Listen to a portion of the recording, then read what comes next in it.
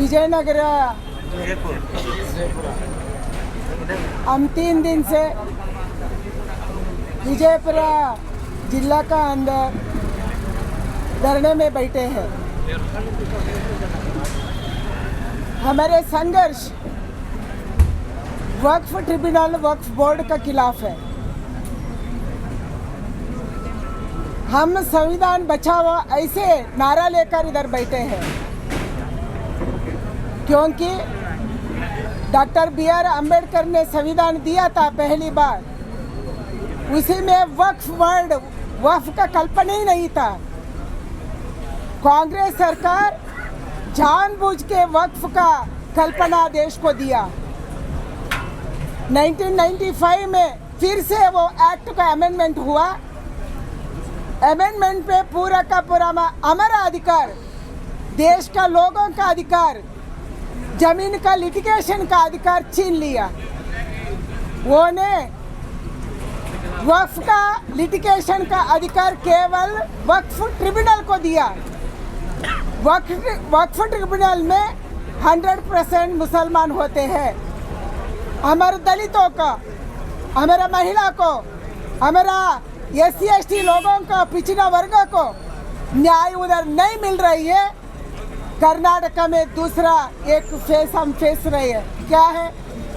कर्नाटक सरकार सिद्धरामैया का नेतृत्व में आने के बाद जमीर अहमद खान इधर वक्फ सचिव होने के बाद हर जिला जाके वक्फ अदालत कर रहे हैं। नया जमीनों को नोटिस जा रही है। बीजापुर एक जिला में 16,000 एकड़ जमीनों को नया नोटिस दिया है। इधर का मंदिर, विरक्त मठ का जमीन, DC ऑफिस, SP ऑफिस, जिला अस्पताल सब वक्फ का अंडर है। मैं और बसनगौड़ा पाटिल यत्ताल JPC का चेयरमैन को फोन किया।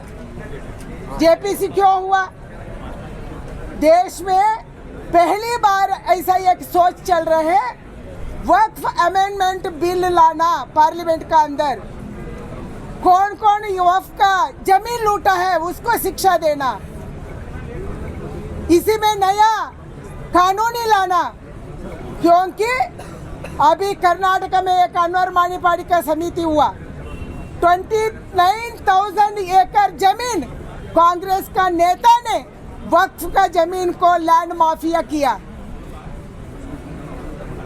उसको शिक्षा देना ही देना। हम ये JPC बनाया है पार्लियामेंट का अंदर, जॉइंट पार्लियामेंट्री कमेटी, सब पार्टी का लोग है इसी में। जगदम्बिका पाल एक सीनियर नेता, पहले मुख्यमंत्री थे, वो चेयरमैन है। हम बात किया, बीजापुर में ऐसा धरने में बैठे हैं, हमारा किसान संघर्ष लड़ रहे, इधर मंदिर लड़ रहे, मठ वाले लड़ रहे। आप जरूर इधर आइए, हमको सुनिए, हमारे दर्द को सुनिए, हमारे संघर्ष में शामिल हो जाइए। ऐसे हम मांग रखे हैं। कल 7 नवंबर 12 बजे जगदम्बिका पाल बीजापुर आएंगे एंड हमको सुनेंगे। उसके बाद नया अमेंडमेंट बिल में, वक्फ अमेंडमेंट बिल में हमारा दर्द क्या है उसको रखने का घोषण जगदम्बिका पाल ये मंच से करेंगे।